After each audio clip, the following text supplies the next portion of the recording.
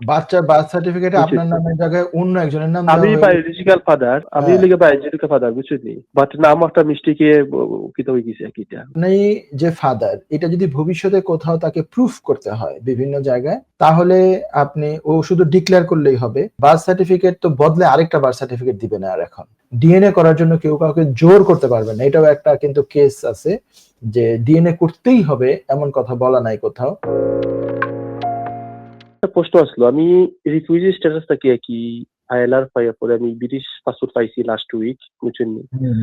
তবে প্রশ্ন আসলো ভাই, আমি ই ভিসা যে করছিলাম আর কি, আমার ই ভিসার মাঝে দেখলে আমার ই রিফিউজি স্ট্যাটাস স্টিল দেখাইলো। এটা ব্রিটিশ পাসপোর্ট তখন আমাকে হাতে হচ্ছে অলরেডি, বাট আমি তার বিআরপি কার্ড আবার যে আসলো পুরানাটা এক্সপায়ার, এটা ট্রাভেল ডকুমেন্টস আমি খুব ভবিষ্যৎ পাঠিয়ে দিলাইছি অলরেডি। কিন্তু আবার দেখছি আমি ই ভিসা স্ট্যাটাস চেক করলে আমি দেখছি রিফিউজি স্ট্যাটাস স্টিল দেখায়। এটার আমি কিটা করা যায়?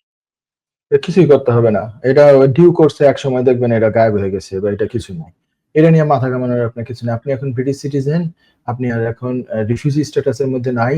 ওই ই ভিসা ওইটা তো রিফিউজি স্ট্যাটাসের পরে তো সেটেলমেন্ট, হ্যাঁ সেটেলমেন্টটা জি। আপনার কনভার্ট হয়ে যখন ব্রিটিশ হয়ে গেছেন আপনি, তখন আপনার ওই সেটেলমেন্টটা থাকে না, আপনার অন্য আর কোনো স্ট্যাটাসও থাকে না। আপনি এখন হচ্ছে ব্রিটিশ সিটিজেন, আগেরটা ই ভিসা দেখাক না দেখাক সেটা এখন আর কিছু আসে যায় না, এটা নিয়ে আপনার মাথা দেখুন ভাই, আমি দেশে বসে গেলে সমস্যা হইতো না তো না? রিফিউজি না। ব্রিটিশ পাসপোর্ট পাওয়ার পরে আপনি দেশে আসা যাওয়া করেন, কোনো অসুবিধা হবে না ইনশাল্লাহ। আচ্ছা, একটা প্রশ্ন আছে ভাই, যদি আমি আপনার মাইন্ড করতে পারবো নি? অবশ্যই পারবেন, মাইন্ড করবো কেন। আচ্ছা জি ভাই, আমার একটা বার্থ সার্টিফিকেট একটা সমস্যা আছে আমার আর কি, একটা আমার এই বেবির আর কি, বুঝছেন? তো ডিএনএ টেস্টের মাধ্যমে আর কি আমি চাইলাম এটা আর কি চেঞ্জ করতাম, এটা এই সরি কিভাবে সরি, কি কেমন হয়েছে করা আবার? যায়? কথাগুলো দুই একটা শব্দ বুঝি নাই, আবার বলেন ভাই। জি, আমার বেবির আর কি, বুঝছেন কথা, ডিএনএ জন্ম নামও আর কি মিস্টেক, বুঝছেন? তো নামও মিস্টেক হওয়ার কারণে নাকি নাম নামে চেঞ্জ মিস্টেক করতে পারা কিসে? যায় বার্থ আমার আর কি। সার্টিফিকেটে? বার্থ সার্টিফিকেটে জি জি জি, জি জি, বেবি বার্থ সার্টিফিকেটে নাম মিস্টেক, তারপরে কি বুঝছেন? করছেন আমার আপনি? নাম আর কি তার নামে তো মিস্টেক। তার নামে এখন আমি পাসপোর্ট পরে আমার করছেন তাই লোকাল না? কাউন্সিলের লগে মাছিলাম, ও রেজিস্ট্রেশন অফিসের লগে, তারা কয় ডিএনএ টেস্টের মাধ্যমে কোর্টও গিয়া কি কি একটা করা লাগে। নো নো নো, একটা জিনিস, কোর্ট থেকে ওখানে কার নামের মধ্যে তার নাম নাকি আপনার নামের প্রবলেম ওইখানে? আমার নাম নাম পুরা মিস্টেক হয়ে গেছে, বুঝছেন? নাম অন্য কেউ নাম হয়ে গেছে আর কি, মানে আমার নামের সাথে মিল নাই আর কি, বাচ্চার বার্থ সার্টিফিকেটে বুঝছেন? আপনার নামের জায়গায় অন্য একজনের নাম আমি দেওয়া হয়ে গেছে। বায়োলজিক্যাল ফাদার, আমি হ্যাঁ, লিগে বায়োলজিক্যাল ফাদার, বুঝছেন? বাট নাম একটা মিস্টেকে কিতা হয়ে গেছে আর কি, এটা তো এটা আচ্ছা সংশোধন করতে গেলে আপনাকে এখন বলি, ডিএনএ টেস্ট করতে। বার্থ সার্টিফিকেট অ্যামেন্ড করা যায় না পরবর্তীতে। বার্থ সার্টিফিকেটে তেমন কোনো পরিবর্তন আনা যায় না। আ আপনি যে ফাদার এটা যদি ভবিষ্যতে কোথাও তাকে প্রুফ করতে হয় বিভিন্ন জায়গায়, তাহলে ও শুধু ডিক্লেয়ার করলেই হবে। বার্থ সার্টিফিকেটে অ্যা আপনারা চাইলে কোথাও যদি কেউ চ্যালেঞ্জ করে তাহলে ডিএনএ টেস্ট রিপোর্ট দেওয়া যেতে পারে। বার্থ সার্টিফিকেট তো বদলে আরেকটা বার্থ সার্টিফিকেট দিবে না আর এখন। সেটা না, বার্থ আমার সার্টিফিকেট নামটা আছে না নি, এটা তার সাইড আমাকে আমার নামটা কিতা করতো, বুঝছেন? আমি কাউন্সিলের ওরা সাথে আমার আপনাকে কি বলছে যে ডিএনএ টেস্ট রিপোর্ট নিয়ে গেলে ওরা তারা চেঞ্জ কইছে করে এটা দিবে? কোর্টের মাধ্যমে আনা লাগবে। ওরা কি আপনাকে বলছে যে ডিএনএ টেস্ট রিপোর্ট নিয়ে গেলে ওরা নতুন একটা বার্থ সার্টিফিকেট দিবে?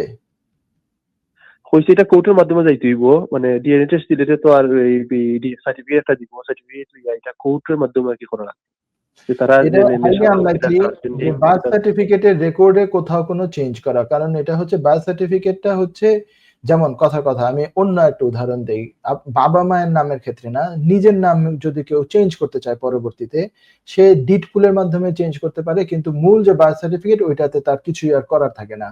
তেমনি ভাবে এই বার্থ সার্টিফিকেট আপনি এখন যে প্রশ্নটা করছেন এটা খুব মানে আনইউজুয়াল একটা ঘটনা, যে বার্থ সার্টিফিকেটে বাচ্চার মানে বাবার নাম অন্য কিছু আসছে, এখন হচ্ছে বাবার নাম আপনারা যা দিবেন তাই তো আসবে।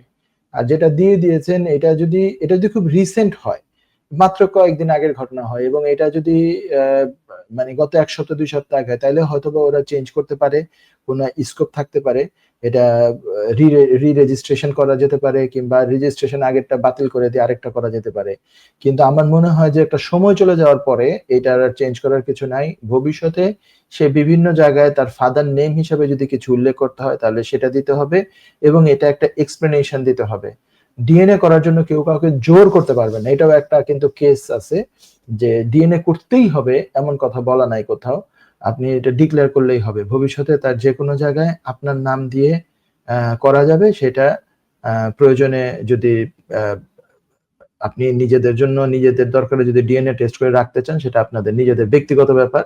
শুধু ডিক্লেয়ার করে, আমার দৃষ্টিতে ডিক্লেয়ার করে কভার লেটার সহ লিখে কোনো জায়গায় যদি প্রয়োজন পড়ে, সাচ এস ভবিষ্যতে যদি সে ব্রিটিশ পাসপোর্ট অ্যাপ্লাই করে, ভবিষ্যতে যদি সে কোনো কিছু করে, সেখানে তো বাবার নাম বার্থ সার্টিফিকেটে মিলবে না, সেটাই এক্সপ্লেনেশন দিতে হবে যে এইভাবে কিভাবে ভুলটা হয়েছে। এটা ছাড়া আমি আর কোনো ডিফারেন্ট কোনো রাস্তা দেখতেছি না। ঠিক আছে? আপনি একটু বার্থ সার্টিফিকেটটা নিয়ে ভালো একজন এক্সপার্ট ২-৩ জন লয়ারের সাথে আপনি কথা বলেন। তারপরে এটা কাউন্সিল কি বলছে সেটাও আপনি ইমেলের মাধ্যমে কাউন্সিলের কাছ থেকে যে কথা বলবেন না, ইমেল করবেন, ইমেলের রেসপন্স গুলো নিবেন, সেগুলো নিয়ে এটা কি করা যায় সেটা দেখা যেতে পারে। আশা করি আপনি প্রশ্ন উত্তর পেয়েছেন। এর চেয়ে বেশি তো আমি এই মুহূর্তে আপনাকে দিতে পারতেছি না কিছু।